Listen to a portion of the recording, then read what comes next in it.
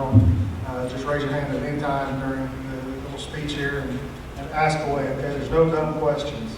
I was asked today, first of all, as he said, I'm Jared Jones. My daughter Landry is a junior here at Weatherford. I'm president of the Blue Sky Bank. I'm also the managing director of community banking for the company, so I oversee 13 locations across the state of Oklahoma. So I travel a good bit from location to location. But two things I want to talk about today, just kind of in general. I mean, you guys are getting to the age of being 18, going on to college, and some of you will probably go straight into the workforce. You're going to start doing fun things like creating budgets, paying taxes, paying your own bills, everything that your parents do now. So who here in the crowd has a job now? That's a good portion of it. Right? You guys pay taxes? Yeah? No? No? Some of you do? Yeah. Okay, if you get paid cash, you're probably not paying taxes, or taxes are probably not being withheld. But if you're employed by a company, they're probably withholding taxes out of your paycheck. So you're already half a step ahead of everybody else on your way to being full-fledged adult. You guys that have jobs, do you work on budgets? Or still under kind of parents' household, parents' income? Mom, dad, I need 20. How many? So what would you put together in a typical budget? What would you start with? What is it? Car payment? Okay. So what's the number one thing you got to recognize first before you can kind of set what your car payment is? Income, right? You got to know exactly how much you make. You know exactly how much you make after taxes, what your breakdown is, and you can start building a budget off of there. So other than the car payment, what would you start budgeting for when you become full-fledged adults? Rent, house payment, groceries, kid. Yeah, if you got one of those, you sure got a budget for that. Kids are expensive. Groceries, fuel, utilities. Okay. Does anybody know what the percentage is? And you can get your phones out now because I'm asking a question. You may need to type it in there. Does anybody know what debt to income means? What'd you say? Anybody? The amount of debt that you can carry compared to the income that you make. So the national average for debt to income, somebody tell me what they think that is. How much of your income do you need to live off of? Not make payments, not make car payments, not make rent, not make house payment. How much do you need to live? Pay your groceries, pay your electric. Probably 30%. How much? 30%. 30%? That's a good guess. How much? 25? 43%. Okay, 40, and it's actually the opposite of that. 43% is what banks across the nation say that you can have debt to, right? Okay, so you can use 43% of your income to pay your car payment, pay your house payment, right? Pay rent, right? You need the other to pay for groceries, pay for living, pay for the kid, everything that's going on there, right? So if you make, what do you guys expect to make when you get out of school? If you're leaving here and you're going to go to college, you're going to get a bachelor's degree, you want to come out of college making how much money? Annual salary. Yep. Yep. Right out of college. 50,000? 45? 120. How much? 120,000. 120,000. That's a good one to shoot for. We'll get up there in the six figures. Okay, so let's just say you make $100,000 a year, right? And the way that that's calculated by banks, the 43% is based off your gross income, all right, pre-tax, $100,000. So if you make $100,000, how much a year can you spend on loan payments? 43% of 100,000. 43,000. $43,000. Right? So it's really not rocket science. It's not that hard to figure. And that's, each individual person, each family is going to differ, right? Because that's going to change. Like if you have one kid versus 5 kids, that number is going to change a lot. Okay? It depends on how you live, right? Your standard of living. Right? If you drive a used car that's 30 years old, it's going to be different than somebody who drives a Land Rover. Okay? where you eat, your lifestyle, how much you eat out, how often you go to the bar, how often you go to parties, stay in hotels, all right? That all makes a difference on your budget. The other thing that they wanted me to talk about today is what happens when those budgets fail, right? And I mean fail bad. Can't make your loan payments, can't pay your electric bills. All right? What's one of your options there if you get into that unfortunate situation? Bankruptcy. There you go. Okay. Anybody know how many types of bankruptcy there are? 3. 3? 7? What's the definition of bankruptcy? There's 6. 6 types of bankruptcy. What's the definition of bankruptcy? Anybody know just the Webster dictionary? You guys don't know the Webster dictionary. Google, what's the Google's definition of bankruptcy? I'll tell you. Unable to pay what you owe. Having had control of your finance matters given and taken away by a court of law to the person who sells your property to pay for your debts. Right? So you come in and get a loan. You come in and see me and you say, Jared, I want to buy a new car. Right? So I owe you $50,000 to buy a new car. I take a lien on that car, right, until it's paid. Right? So that's how the bank insures. Ultimately, at the end of it, hopefully you stay employed and you're making your payments on time and everything's good, right? At the end of the day, if you stop making the payments, can't make your payments, right? We'll work with you as much as we can. At the end of the day, if you just quit making your payments, we can get the car. And we sell the car, right, to pay back the money. Sometimes that works out, sometimes it doesn't. But ultimately, that's what it is. So, what is bankruptcy? What's the number one? Anybody know what the number one cause of bankruptcy is in the U.S.? What is it? Credit card debt? That's number 2.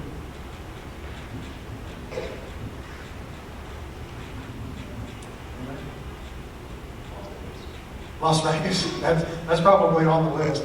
Maybe down the list. Inflation.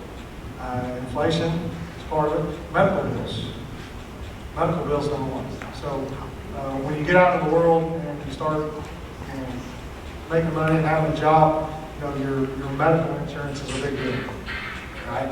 So sometimes people either don't have medical insurance or their medical insurance has limits on what they can pay. So if somebody gets hurt, for instance, my dad's been fighting cancer for about the last 2 years, and he's got to get insurance, but he had one surgery that cost $400,000. So without insurance to pay that, he's probably bankrupt. Nobody can really overcome, even if you make $120,000 a year, you know how long it takes you to pay back a $400,000 surgery? You get to pay the whole thing? The rest of your life. Okay, so number one cause of bankruptcy in the United States is medical bills. A lot of people get into unfortunate situations that they don't have anything to do with or couldn't control. They have surgeries, chemo, radiation, different things like that. So the medical bills mount up, and at some point you're overwhelmed and you can't pay it all. So you end up filing bankruptcy. Who knows what the 2 primary types of bankruptcy are? Right? There's a Chapter 7. They're all called chapters, which I don't know why. They're called chapters. So Chapter 7 and Chapter 13. Does anyone know what Chapter 13 or Chapter 7 is? At the time of bankruptcy, it's known as liquidation. So at Chapter 7, you're at the end of your road. Not going to pay it, right? You're going to turn everything back. You're going to turn your house back. You're going to turn your car back. You're going to turn your farm back, and turn back to the finance institutions that helped you get those financed. They're going to liquidate it. And at the end of the day, because you've gone through bankruptcy, that debt is wiped out, and you're going to come out at the end of bankruptcy with 0 debt. You won't owe anybody. Okay? So that's probably the most heavily used bankruptcy option, really across the world, but especially in the United States. The other one is Chapter 13. It's a bankruptcy. It's known as the Wage Earners Plan. And basically, it's a reorganization. So the courts will come in and evaluate what debt you have, Most of the time, if you have unsecured debt, what's the type of unsecured debt? No collateral. I mentioned it right up there. This is the number 2 cause. Credit cards, right? All right. Credit cards can be helpful. They can help you build credit. They can also be your absolute worst enemy because they're extremely high interest rates. And if you goof up one month and you don't make a payment, it is going to wreck your credit. And it will take it way down. Okay? Who in here knows, as far as coming to the bank and getting a loan, what do I primarily look at in order to tell you whether or not I'm going to be a loan? Credit score. Credit score. What's a good credit score? 720. How much? 800 is excellent, yeah. 800 is great. 7, yeah. So in the industry, in the banking industry, anything really 650 and above. 650 to 725 is good. 725 to 8 is great. And 800 and above is almost perfect. What happens if you have 0? So no credit is better than bad credit. Okay? Anything less 600 to 650 is kind of you're kind of teetering on. I mean, you drop below 600, you're kind of considered in the bad credit range, and if you go all the way down to 415. So if you have anything 415 really to 599, you're kind of considered bad credit, right? So the way banks look at it is if you have no credit, right, you haven't done anything wrong yet, right? You just haven't had the opportunity to show that you can build credit and you can be accountable and make your payments and all that sort of stuff. But if you come in and you have a 458, I look at it, I know you've had your opportunities to have good credit and you didn't do it, right? You had some circumstances that you either couldn't control or you just didn't control, and you got bad credit. So good question. No credit is better than bad credit. If you have no credit, and we all start out with 0. I'm sure some of you in here have a credit score. Some of you may have a credit card. You may be reporting on your parents' credit card. You may have a car loan already. If you're 18, or you may have one when you're 16 or 17 and your parents have co-signed with you. So that's good. And the number one takeaway from that is do not mess up your credit. Credit will give you open doors to all sorts of things in life, right? And you got to stay within reason of what you can pay for. If you walk in somewhere and you say, man, I want to buy a new pickup, somebody pulls your credit to 550, it's probably no, right? So you're going to have to go back, clean up your credit, work on different things to get your score up. Whereas if you go walk in there and you walk in my bank and you've got an 810, for the most part, and it's just, I mean, it's not just out of this world request, like I would want to make you that money, right? And that's part of my job. That's how I make income for the bank, and that's how the bank pays me.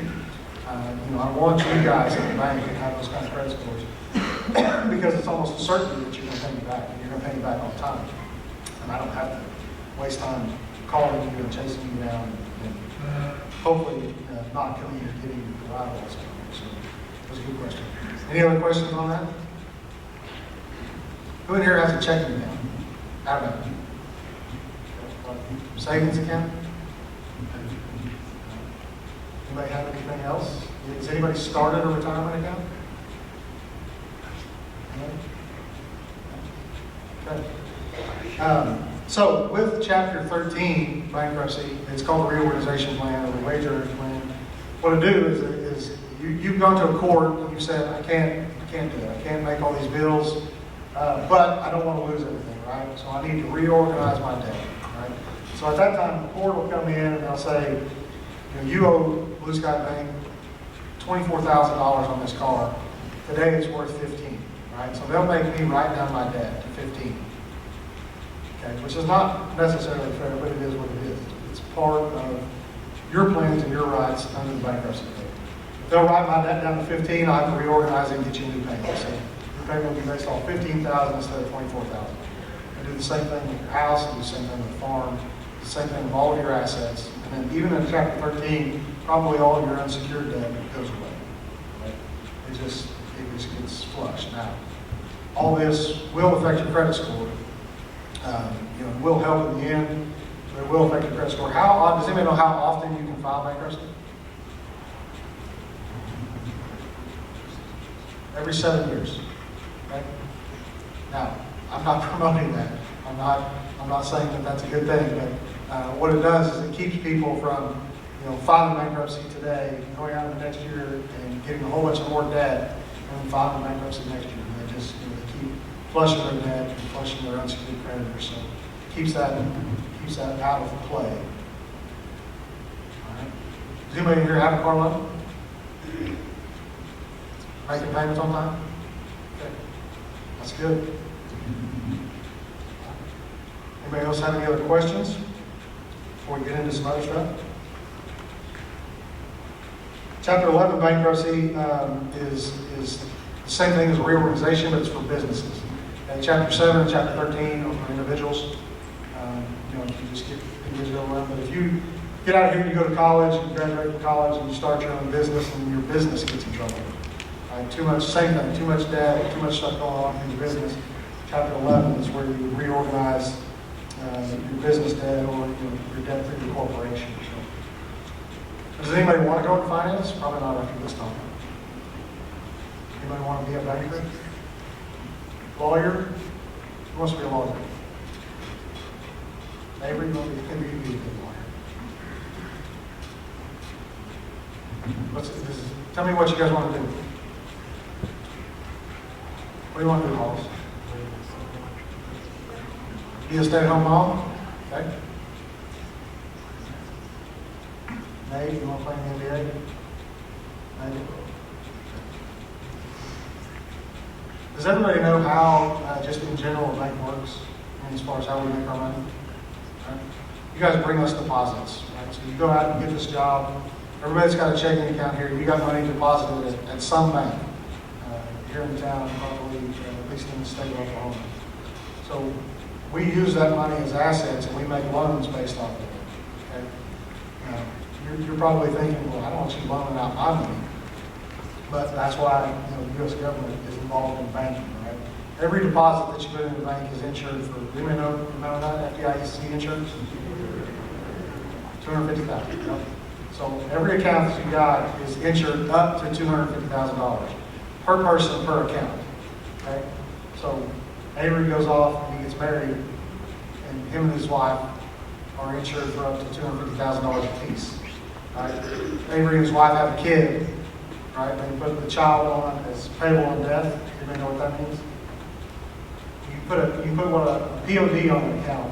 If something were to happen to you and your child's payable in death, you die, they get your money. Just automatic. It's real clean. But, if you have a POD on your account, your child gets $250,000. Right? So now you're up to $750,000. There's been several bank failures in the last probably 24 months. One big bank out of California that got into cryptocurrency, different things that they didn't need to be in, and they failed. The government came in and bailed them out to the tune of $40 billion. Right? So everybody that had accounts at that bank, they had insurance based on how many people they had on the account, how many accounts they had. The government came in and wrote a check for $40 billion. No.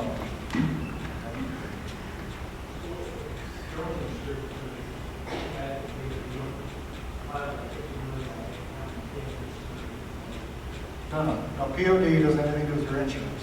If you have $15 million in your account and you've got, I hope you do something. But if you have $15 million in your account, you have a POD, and you pass away, your child gets the whole $15 million. If the bank fails, you're going to lose $14,750,000. What's that? When your kid dies? Well, I mean, if your child passes away, it's the same reverse. If you have an account in your child's name, and you happen to be POD on their account, you'll get the money. And if you have a child, until you guys turn 18, you're going to have to be a minor on account anyway.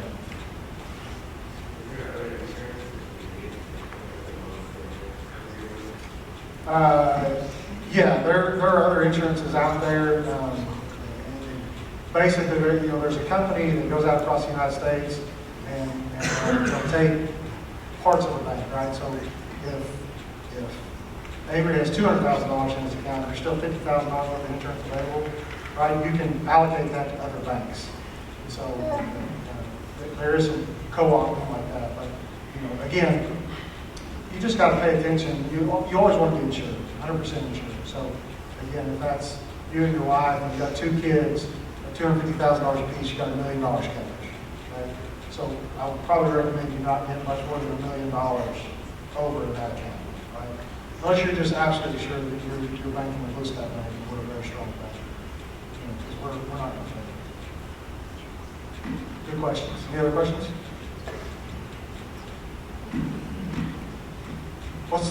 Anybody know what prime rate is? It's a percentage. What's the average rate you're going to pay on a loan today? How much? Speak up, there's no wrong answer. 7%? That's 1.5% below prime. Prime rate's 8.5%. So if you're a really good customer, you got a really strong credit score, you're going to pay 8 to 8.5. If you're anything kind of below that or average, you're going to be paying 9, 9.5, 10%.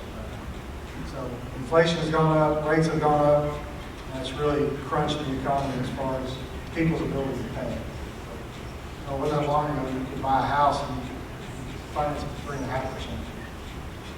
So to show you how much that's moved. Any other questions about bankruptcy? Yeah.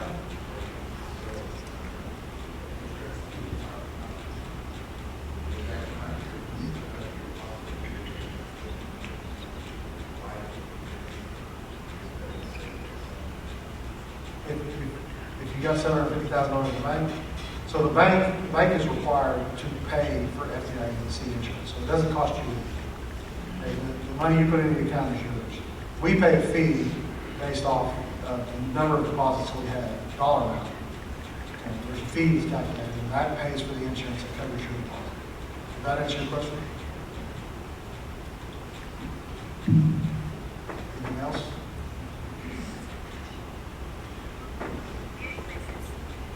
Where's everybody going to go to school? Where? Harvard? Where? Blue Collar University. What else do we want to talk about? Financing, budgets. Anybody know what a check register is? You guys even carry checks? Debit cards, right? Cash on ATM cards. What's usually the daily limit you can spend on a debit card? 400. How much? 400. Anybody else? How much is higher? 1,500. Most banks set you a daily limit of $1,500. Huh? Yeah. I mean, you got to have it in your account to spend it. But and most of the time they do that to set limits to help from fraud. Right? Somebody takes your card, you got a $10,000 daily limit, they go in one day and spend $10,000 in your money. Right? And you get into a fraud dispute and all that sort of stuff. So hopefully, if your card gets taken, you only spend $1,500. Oh yeah. Yeah. Sure. Yeah. His question was, can you just call the bank and tell them you're spending more? Absolutely, you can. You can call the bank and say, I've got a big transaction today, and I'm going to run my card for $5,000. We'll up the limit for one day. Next day it goes back down again to help protect you in case your card gets stolen.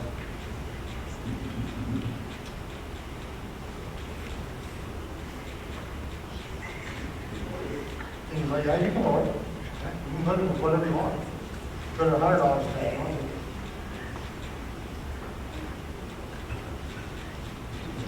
Who in here, does anybody here have a credit card? Pay your own credit card? Be careful. Credit card interests are high, and again, when does a bank report you being late on a credit report? If you have a loan with me and you're late, and what day does it go against your credit? How many days late? 30. The 31st day we report it to the credit. What about the credit card? How late you got to be on the credit card for them to report it? Yeah, it's close. Every 7 hours. 10 days. You got a 10-day window. If you goof up, you forget to mail something, leave it on the dash of your car, and you go, oh man, 10 days, you're going to get reported back to that credit card. It's going to lower your credit score. Finances are important.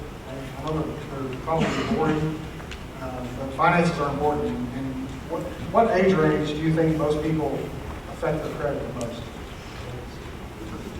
18 to 20. Give me a range. 18 to 25. Yeah, you both said it, 18 to 25. Okay? Where you're probably least informed to make good financial decisions from 18 to 25 is where you break your credit the most. And then from 25 to about 40, you take that much time to rebuild it back. Okay? So it takes a while. How long does something negative stay on your credit report? Forever. It's not forever. Huh? 7 years. Same as bankruptcy. You file bankruptcy every 7 years. If you have something negative reported in your credit, it's going to be on there for 7 years. Now, if you have a credit card and you had 2 late payments, those 2 late payments are going to stay on your credit for 7 years. You can pay the card off. It can show a 0 balance, but it's going to show on time, and it's going to show 2 negatives, and then on time for the rest of the time. That's going to stay on there for 7 years.